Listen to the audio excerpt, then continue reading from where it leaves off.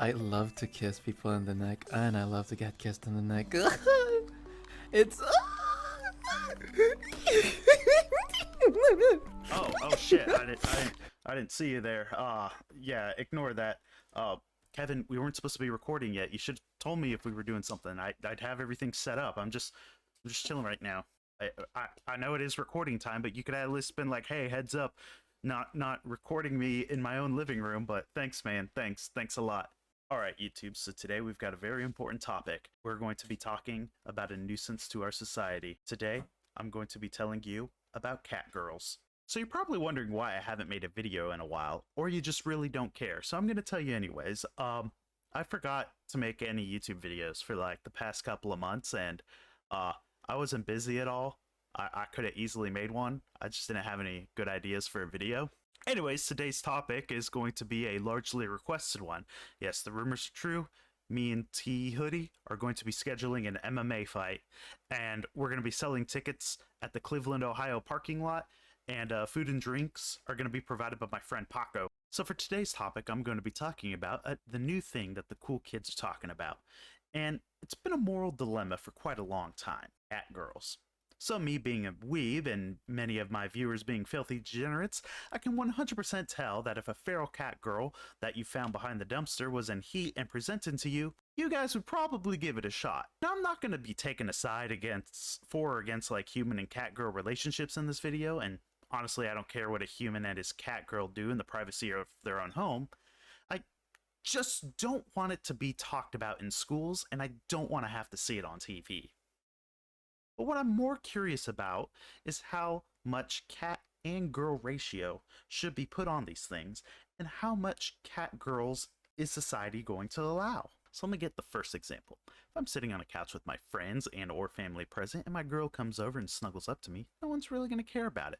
If I'm enjoying a nice time with the family and in the same scenario and a family cat comes up and snuggles up to me, no one's really going to mind either. But the minute I invite over a cat with human anatomy or a girl with cat ears in place of her human ears over to my parents or friends, then all of a sudden the family's asking questions, the FBI's asking questions, and I'm some sort of monster and I need the vats in my basement seized. Same thing with kissing. If I'm kissing my girl, no one cares. And if I give my little kitty cat kisses on his top of his head, no one really cares either. But all of a sudden, if a half cat, half human girl who talks like this and wants his neck or pussy pounded by Spare Daddy, then I'm no longer allowed to visit the family anymore. However, things change from a bell curve to a 0 to 1 flow when it comes to fucking one. Because if you fuck a girl, that's cool and good. But if you fuck a cat girl, you're kinda weird. But as long as you're staying above the 50% threshold, I think you're fine. But once you start to dip below it, I start to think that you should be banned from all veterinarian areas, dog parks, and the pet cemetery. So if cat girls are real, how would this affect society? As someone who has watched Nan Nico Sugar Girls, I can say that cat girls would most likely develop their own accents and lexicon away from traditional English and Japanese. They'd say shit like Nyan and Dezu like the average middle school weeaboo, and use broken English randomly in the English language. These ones should be considered defective, and they need to be put down immediately and as violently as possible to warn the cat girls of the punishment of being cringe. I have narrowly escaped this punishment myself. It's just a question of human to cat girl relationships.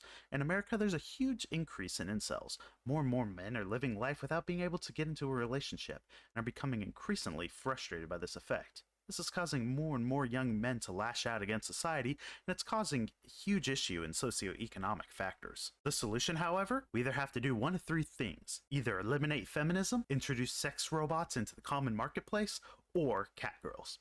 Now, feminism makes too many powerful people too much money, so that's not going to be a viable option. And sex robots are already too expensive as they are, and any guy who can afford a sex robot is likely making six figures and can afford to attract the allure of a modern single mother, so their target demographic is also not found. Thus, this means that the most optimal solution would be for the government to manufacture and distribute cat girls in order to create a surplus of wives for the dead ends of the gene pool. Think about it. You're 23, your OnlyFans subscription is costing you $600 a month, and you're paying multiple VTubers another $300 on Twitch for them to say your name.